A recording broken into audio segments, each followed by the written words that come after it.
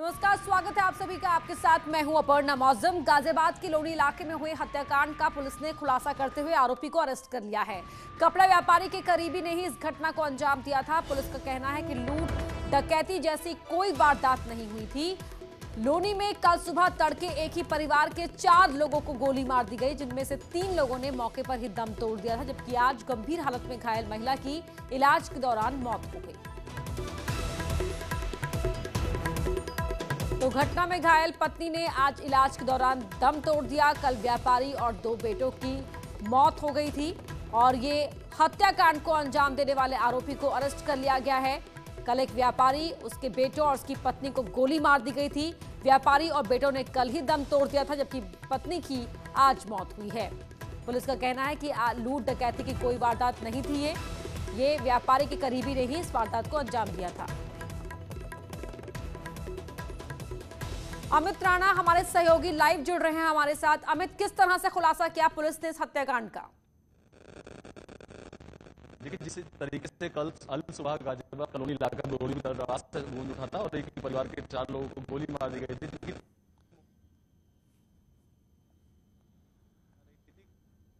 तो अमित के पास लौटेंगे हम। अमित, जानकारी हमें दे रहे थे किस तरह से पुलिस ने खुलासा किया है। तस्वीरें आप देख रहे हैं जहां पर इस वारदात को अंजाम दिया था। पुलिस तहकीकात में लगी हुई है, तफ्तीश कर रही है और हत्याकांड के आरोपी को पुलिस ने गिरफ्तार कर लिया है। दावा है कि इस पूरे हत्याकांड का खुलासा पुलिस ने कर दिया है।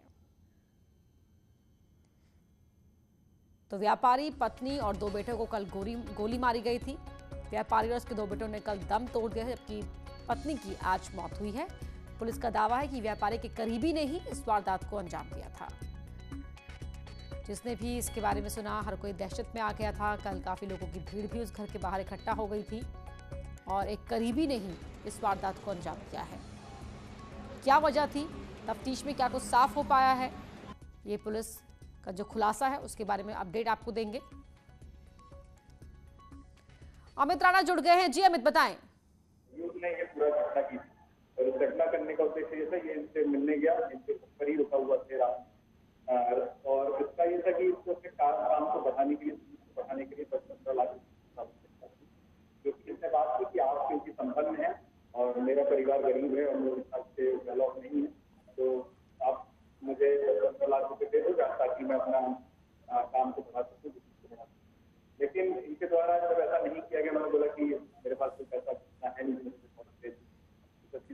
कुछ वाद विवाद हुआ और उसके बाद एग्रेशन में इसने पिस्टल जो ये लेके आया था उसने उस पर फायर किया। तो फायरिंग की आवाज सुन के जब लड़के और परिवार के अन्य जन उसमें ऊपर सो रहे थे, तो तेजी से नीचे आवाज सुन के तो उसने उसके ऊपर भी कई राउंड फायरिंग की और उनको भी इसने किया, गोलियां कई मारी। उसमें 2 बेटे जो थे उनकी बॉडी नीचे मिली थी और जो महिला थी उसके चमड़े के आसपास गोली। शुक्रिया अमित आपका इस जानकारी के लिए।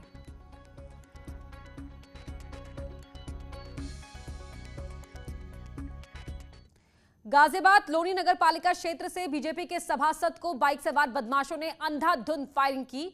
बदमाशों की फायरिंग में सभासद को 2 गोलियां लगी हैं, जिन्हें इलाज के लिए अस्पताल में एडमिट कराया गया, जहां गंभीर हालत को देखते हुए डॉक्टरों ने रेफर कर दिया है।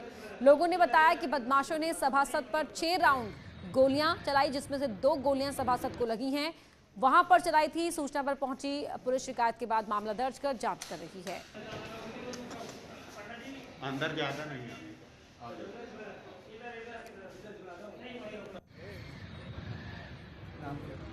घर के बाहर बैठे थे, तभी बाइक से 2 व्यक्ति आए। एक व्यक्ति ने उतरकर उन पर फायर कर दिया। गोली उनके जांघ में लगी है। प्रकरण में अभियोग पंजीकृत कर आवश्यक कार्रवाई की जाएगी। मैं सुबह घर में पेपर पढ़ रहा था, बदमाश आया, उन्होंने 6 गोली चलाई है। कितने लोग थे? वो 2 लोग आए अंदर। घर में ही? नहीं, गली है, बिल्कुल गली में घूमे थे। तो कुछ कहा उन्होंने? नहीं, कहीं नहीं, उन्होंने आप पे गोली चलानी शुरू कर दी आते ही। हाँ। और फिर वो भाग गया, वो फरार है। कोई शक किसी पर किसी तरीके? नहीं, सकता भी है थोड़ा, वो मामला थोड़ा डिस्टर्ब रहा होगा, तो थोड़ा जो भी होगा सोच समझ के बताएंगे। हापुड़ के धौलाना इलाके में दिन दहाड़े बदमाशों ने युवक को गोलियों से भून दिया। बदमाशों ने युवक को 4 से 5 गोलियां मारी।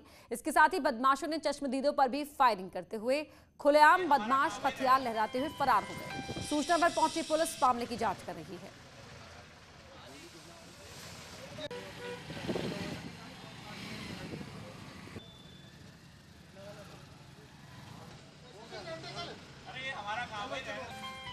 मेरठ के थाना मुंडाली के कैथवाड़ा में साधु की ईंट से पीट कर हत्या का मामला सामने आया है। सूचना के बाद पहुंची पुलिस की टीम डॉग स्क्वाड और फॉरेंसिक जांच के जरिए हत्यारों के सुराग जुटाने में लगी हुई है। वहीं इलाके में साधु की हत्या से सनसनी है। मुंडाली के ग्राम बड़ला कैथवाड़ा में चंद्रपाल पुत्र भरन सिंह नामक व्यक्ति की हत्या कर दी गई है। घटनास्थल पर फील्ड यूनिट और डॉग स्क्वाड को बुलवाकर घटनास्थल का निरीक्षण करवाया जा रहा है। शव को पोस्टमार्टम हेतु भिजवाया जा रहा है। परिजनों के द्वारा दी गई तहरीर पर संगत धाराओं में मुकदमा पंजीकृत करवाया जाएगा। अग्रिम वैधानिक कार्रवाई की जा रही है। बांदा के शहर कोतवाली के कालू कुआं इलाके में युवक की हत्या से हड़कंप मचा हुआ है। युवक का शव मकान के ऊपर छत पर मिला है। पुलिस का कहना है कि प्रेम प्रसंग के चलते युवक की हत्या की गई और जिस घर में शव मिला उस घर की लड़की से मृतक के संबंध थे, जिसकी जानकारी के बाद परिवार के लोगों ने युवक की हत्या कर दी। पुलिस डॉग स्क्वाड और फॉरेंसिक टीम के साथ सबूत इकट्ठा कर मामले की तफ्तीश में जुटी है। ये मृतक जो है ये बगल का ही रहने वाला है, बाहर मजदूरी करता है, मेहंदी की फेरी वगैरह लगाता है। और अभी तक जो प्रथम दृष्टया में चीज़ें सामने आई हैं इन्वेस्टिगेशन में वो ये है कि इसके संबंध थे मृतक की के संबंध थे जो घर के मालिक की लड़की के साथ, और उसी क्रम में ये चीज़ें की गई हैं। बाकी हम लोग फील्ड यूनिट और डॉग स्क्वाड ने मौके का मुआयना कर लिया है और आगे की विधिक कार्रवाई की जाए।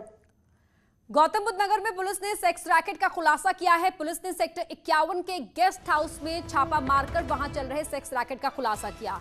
देर रात छापा मारकर पुलिस ने 12 महिलाओं समेत 16 लोगों को हिरासत में लिया है और मौके से पुलिस को कई आपत्तिजनक सामान मिला है। पुलिस की पूछताछ में आरोपियों ने बताया कि गैंग व्हाट्सएप के जरिए कस्टमर को महिलाओं की तस्वीर भेजते थे। उसके बाद डील कर ग्राहकों को गेस्ट हाउस बुलाया जाता और ग्राहकों से 5 से 20 हजार रुपए तक लिए जाते थे। फिलहाल पुलिस इस गैंग के दूसरे लोगों के बारे में जानकारी जुटा रही है।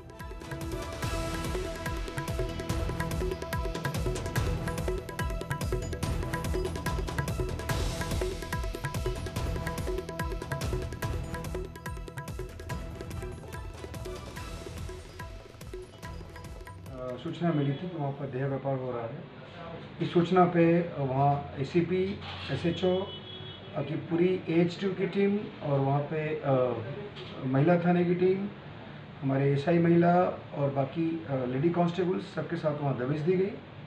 उस दबिश में वहाँ पे 16 पुरुष और 12 महिलाएं वहाँ मिली हैं और इसमें हम लोग वहाँ पे कुछ ऑब्जेक्शनेबल आइटम्स भी मिले हैं। इसमें FIR दर्ज करके वैधानिक कार्रवाई की जा रही है। दिल्ली के यूट्यूबर हिमांशी गांधी की सुसाइड का वीडियो सामने आया है। 24 जून को हिमांशी के सिग्नेचर ब्रिज से छलांग लगाने का वीडियो सामने आया।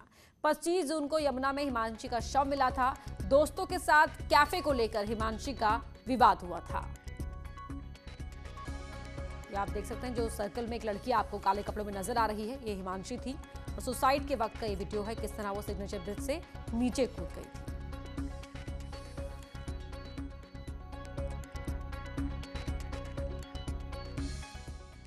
आगरा के हरि पर्वत इलाके में पुलिस और 25,000 के इनामी से मुठभेड़ हुई। मुठभेड़ में पुलिस की गोली लगने से इनामी मोहन घायल हो गया। उसे इलाज के लिए अस्पताल में एडमिट कराया गया।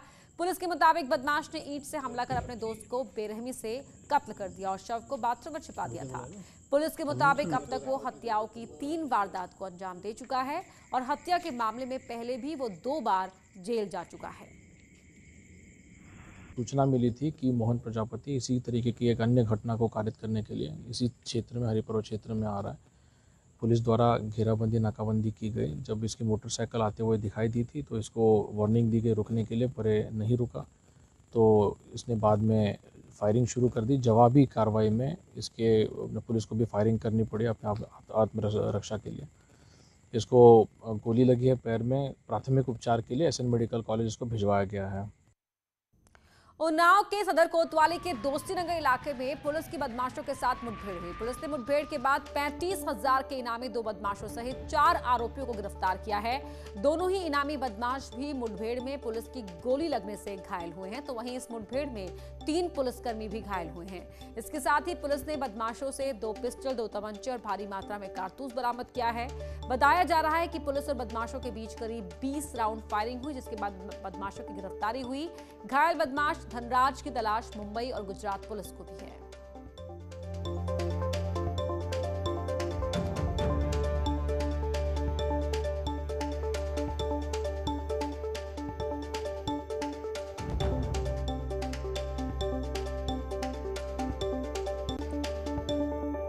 मथुरा के शेरगढ़ थाना क्षेत्र के जटवारी गांव में मामूली विवाद के बाद दो पक्षों में मारपीट का वीडियो वायरल हो रहा है। वीडियो में साफ दिख रहा है कि दो पक्षों से सैकड़ों लोग लाठी डंडे लेकर एक दूसरे पर टूट पड़े, जिसमें महिलाएं भी शामिल हैं।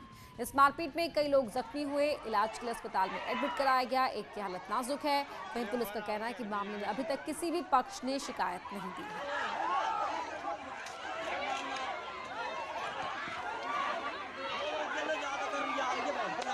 झगड़े की तस्वीरें आप देख पा रहे हैं। महिलाएं भी हैं, पुरुष भी हैं, इनके हाथों में डंडे हैं, एक दूसरे पर ये गुत्थम गुत्था हो गए, हमलावर हुए और दो पक्षों में इस मारपीट के बाद कई लोग जख्मी हुए, लेकिन किसी भी पक्ष ने शिकायत नहीं दी है, ऐसा पुलिस का दावा है। हरदोई के हरपालपुर इलाके के कैखई गांव में ससुराल पक्ष के लोगों ने एक विवाहिता को दहेज के लिए पीटा और पिटाई से विवाहिता की हालत बिगड़ने पर उसे इलाज के लिए एडमिट कराया गया। परिजनों का आरोप है कि महिला के ससुराल पक्ष वाले बाइक, सोने की चेन और 50,000 रुपए कैश की मांग कर रहे थे। सूचना पर पहुंची पुलिस ने पीड़ित का बयान लेकर मामले की तफ्तीश शुरू की है।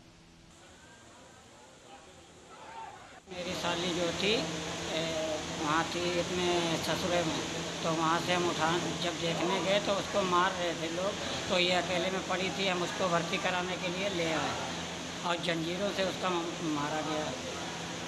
अब कैखाई में गांव है उसका। बस हम यही चाहते हैं कि इसके आगे कोई कार्रवाई हो, इन लोगों को कोई सज़ा मिले और हमें कुछ नहीं चाहिए साहब।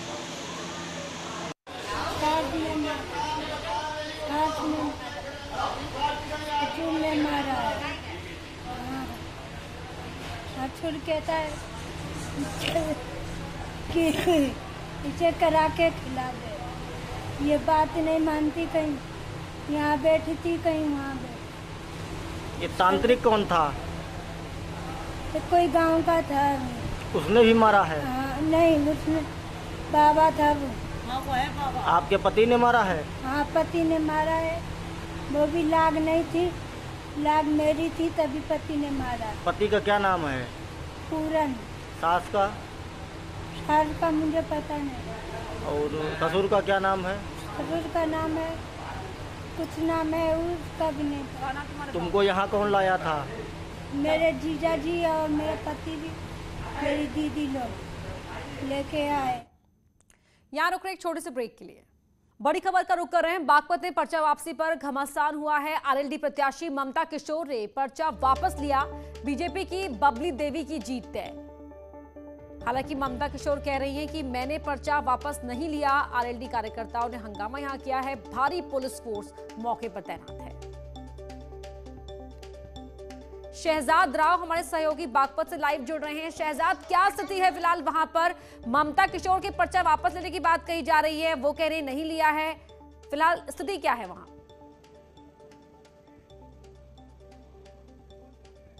देखिए, बागपत कलेक्ट्रेट पर फिलहाल जो है आरएलडी कार्यकर्ता जो है धरना प्रदर्शन कर रहे हैं।